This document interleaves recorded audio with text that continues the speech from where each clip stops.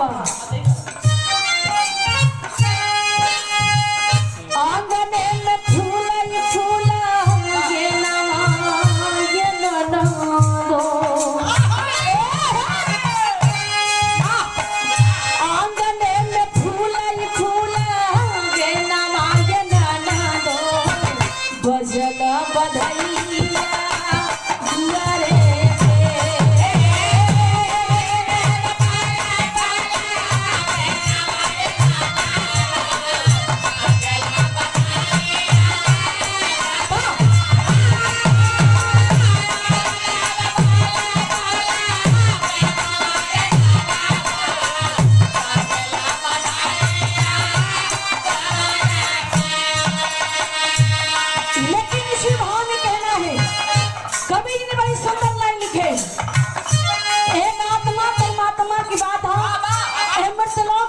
पे जे आए हैं भैया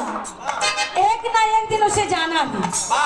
कहा गया कि जिले रोजी बहाने मौत किसी न किसी बहाने से हर एक इंसान को हर एक मानव का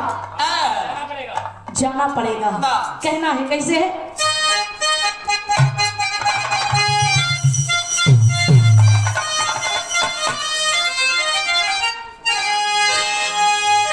एक दिन जाना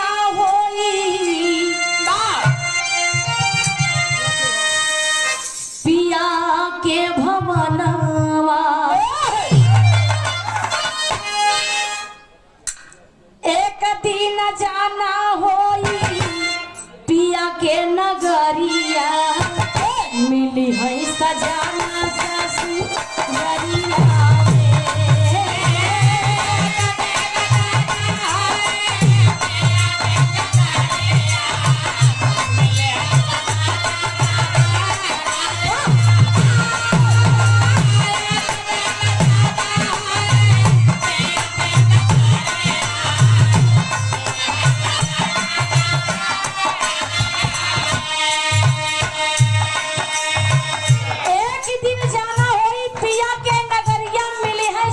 ससुरिया ससुराल जो लगा ये सब नकली है असली ससुराल वहाँ है जहाँ हम सबके मालिक हो जो कि एक दिन सबका लेखा जोखा ले लिए कहना बांतरा के भाव में कैसे है हरे हरे बसावा के डोलिया सजाई है गालवा में हार मांगी सिंदूरा लगाई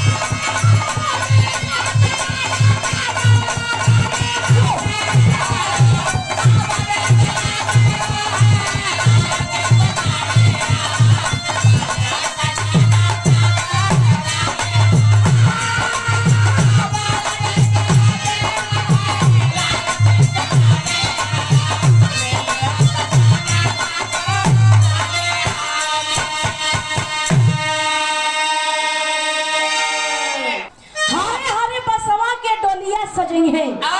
गरबा में हार मांगी सिंदूरा लगाई है तबे निके लागी वह लड़की चुनरिया मिली है सजन ससुररिया में वही ससुररिया में जो सबके मालिक हवन सबके लेखा जोखा लेंगे। दूसरे लाइन में कहना है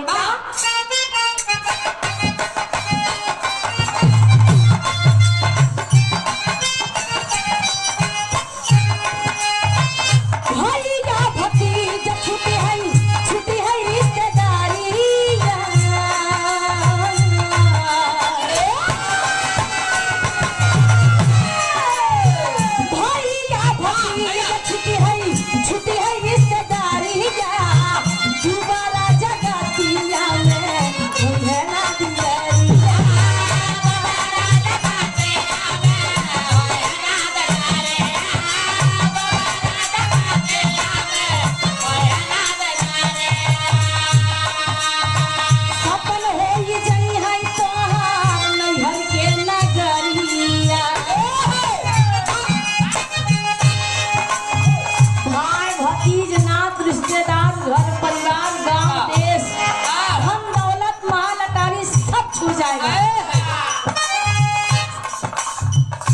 दर्शन हो जाई है तोहार नैहर के नगरिया मिल है सजना ससुररिया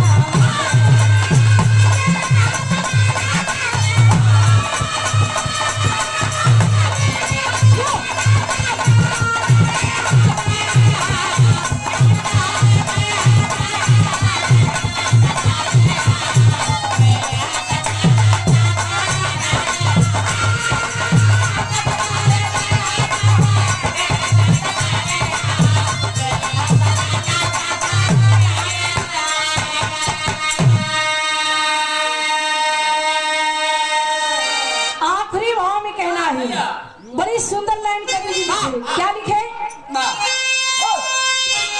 पूछी है जवाब पिया वो मालिक पूछेगा कि मानव शरीर में जो मानव रूप में जन्म लिया है और इस मानव रूप में जन्म लेके आप धरती पे क्या क्या किए? पाप किए, पुण्य किए, मेल काटा, हाँ क्या किए?